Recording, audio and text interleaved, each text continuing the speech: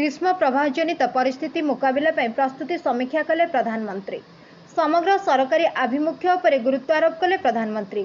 डाक्तरखाना रे पर्याप्त प्रस्तुति सहित सचेतनता सृष्टिर आवश्यकता उपरे मध्य आलोकपात कले प्रधानमंत्री। आगामी ग्रीष्म ऋतुर पूर्वानुमान एवं स्वाभाविक ठारू अधिक सर्वोच्च तापमात्रा संभावना विषय में सूचना देते स्वास्थ्य क्षेत्र प्रस्तुति समीक्षा कले प्रधानमंत्री।